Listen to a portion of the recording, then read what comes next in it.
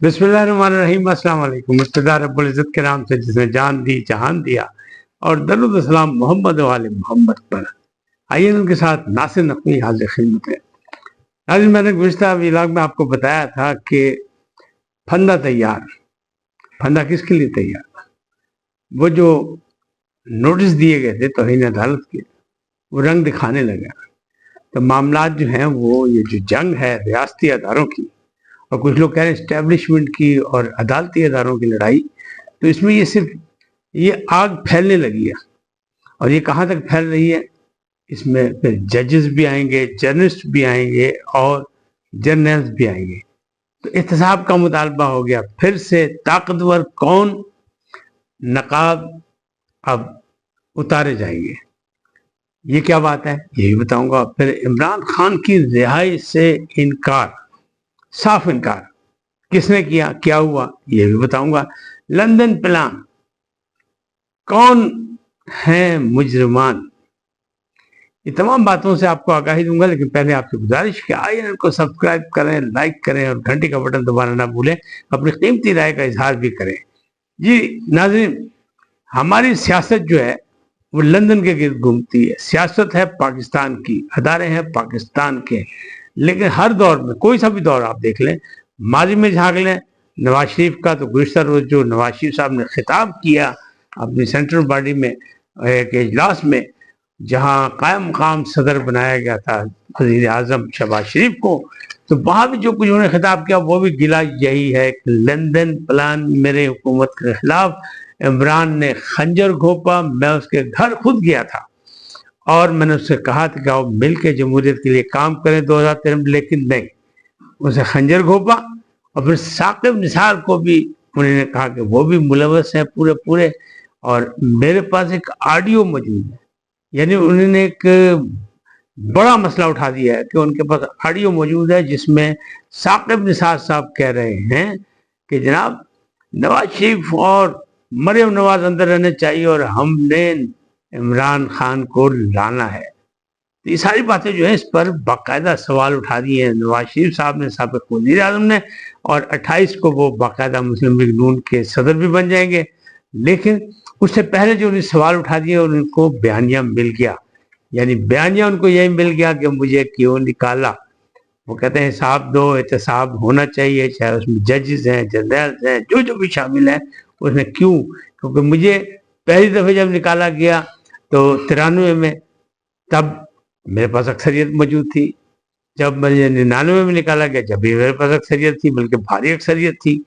जब मुझे फौज के जरिए निकाला गया, लेकिन पहली दफ़ा जब निकाला गया तो वो इसहाक खान ने निकाला था और 58 के हवाले से निकाला, और दूसरी दफ़ा निकाला मार्शल लॉ लगा के परवेज मुशर्रफ ने, और तीसरी दफ़ा अदलिया ने जनाब ट्रायल करके ज़बरदस्ती पानामा केस से उकामा निकाल के मुझे निकाल दिया। लेकिन वो कहते हैं मेरे पास ऑडियो मौजूद है कि Saqib Nisar chief justice of Pakistan उसमें मुलव्वस थे। तो हो सकता है कि ये जो मामला जो अभी निकला है ना, कि 6 जजों का जो खत था, ये सितम ढाने लगा जजेस पर भी और बाकी भी पूरे निज़ाम पर। ये मैंने गुज़िश्ता रोज भी कहा था, आज भी कह रहा हूँ। लेकिन अब इसमें सूरत हाल जो है मुख्तलिफ होती जा रही है, और सूरत हाल में नवाज शरीफ लगता है पार्टी बनेंगे। ये भी मैंने आपको मेरा ख्याल 2-3 हफ्ते पहले कहा था कि उन्हें ज़हन बना लिया कि जनाब मेरी भी सुनो, मैं भी अदालत में आ रहा हूँ। लेकिन अभी तक उन्होंने ताख़ीर की, क्यों की ये तो वही बताएंगे। बज़ाहिर जो अब लग रहा है, जो गुज़िश्ता रोज का खिताब था उनका, उससे उन्होंने जो सवाल उठाया वो सीधे सीधे हैं कि मेरे पास ऑडियो कैसेट है, साकिब निसार कह रहे हैं कि इमरान को लाना है, मरियम नवाज को जेल में डाल के रखो, एजाजुल हसन क्यों भागे इस्तीफा देके, ये भी उन्हें सवाल उठाया। और फिर उन्होंने कहा कि हम पे नैब पे केस चला गया, हम तो नैब भुगत चुके। लेकिन अब मज़ाहिर अली अकबर जो हैं वो नैब के सामने क्यों नहीं, नैब के मुकदमात उनके खिलाफ क्यों नहीं बने, उनकी जायदादें, उनका सब कुछ सामने आ चुका है और उनको निकाला जा चुका है कि अब वो बाकायदा सजा याफ्ता हैं, उनको जुडिशल काउंसिल ने निकाला है। तो वो कहते हैं हम तो भुगत चुके हैं। और बहुत पहले ये भी कहा था ख्वाजा साद रफीक ने कि जनाब नैब साहब में कोई, हम तो भुगत चुके, अब ये भुगते। तो ये वही सवाल फिर उठा दिया है नवाज शरीफ साहब ने। इसका मतलब क्या है? इसका मतलब यही है کہ معاملات جو ہیں وہ اتنی آسانی سے نہیں ختم ہوں گے، باقاعدہ جو ہے وہ ہتھکڑیاں تیار ہو رہی ہیں کہ اگر ماضی کے وزرائے اعظم جو ہتھکڑیاں پہن چکے ہیں تو اب جو پہنے ہوئے ہیں، جو جیل میں ہیں، ان کے لیے بھی سختیاں، اور جو جیل سے باہر ہیں اس میں چاہے کوئی جج ہے، جرنیل ہے، چاہے جرنلسٹ ہے، جرنلسٹ کے لیے بھی پنجاب اسمبلی میں ایک بل آ رہا ہے، اور انہوں نے کہا جی تنظیمیں جو ہیں وہ اس پہ تجاوزات تحفظات کا بیان کریں اور ہم کو بہتر کر رہے ہیں، لیکن ہم یہ جرنلسٹوں کے لیے کچھ نہیں، یہ قطعاً ان کے لیے جو نام نہاد جرنلسٹ ہیں اور جو نئی افواہیں اڑا کے یا جعلی خبریں کر کے اور انتشار پیدا کرنے کی کوشش کر رہے ہیں۔ تو بہرحال سب کے لیے جو ہے نا گھیرا تنگ ہو رہا ہے، اور کہنے والے یہی کہہ رہے ہیں کہ جناب اگر آپ دیکھیں گے ثاقب نثار کو تو وہ ہاں 5 ججز تھے، اور اگر اس کے بعد والے کو آپ دیکھیں گے پاناما میں تو وہاں بھی جناب وہ مانیٹنگ جج بھی تھے، جاز الحسن جن کا نام لیا، باقی ججز بھی تھے۔ تو یہ بات بڑی دور تک جائے گی، اتنی آسانی سے نہیں۔ اسی لیے رانا ثناء اللہ جو مشیر سیاسی امور ہے، مشیر سیاسی امور، انہوں نے مشورہ دیا ہے کہ جناب آؤٹ آف کورٹ مسئلہ حل کر لیا جائے، بلکہ انہیں دبے لفظوں میں صدر پاکستان سے بھی ریکویسٹ کی ہے کہ جناب تسی بھائی چھال مارو تے مسئلہ حل کراؤ۔ اب ہوتا ہے یا نہیں ہوتا یہ بات ہے، لیکن وہ کہتے ہیں آؤٹ آف کورٹ ہی سب کچھ ہوگا۔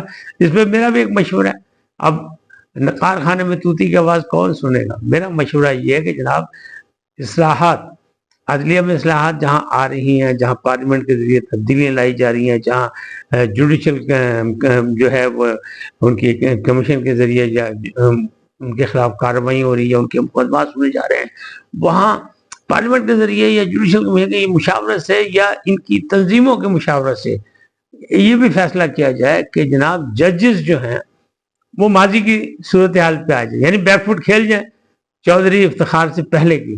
یہ چودھری افتخار نے جب دوبارہ بحال ہوئے تھے تو انہوں نے یہ کام ڈالا تھا کہ ان کے فیصلے سے زیادہ وہ خود بولتے تھے عدالت میں، اور پھر اس کی لیڈیں لگتی نہیں، خبریں ہوتی تھی، سب کچھ، اور وہ دیکھتے تھے کہ ٹکر چل رہے ٹی وی پہ کہ نہیں چل رہے، اور خاص جرنلسٹوں کو انہوں نے شیلٹر بھی دیا ہوا تھا۔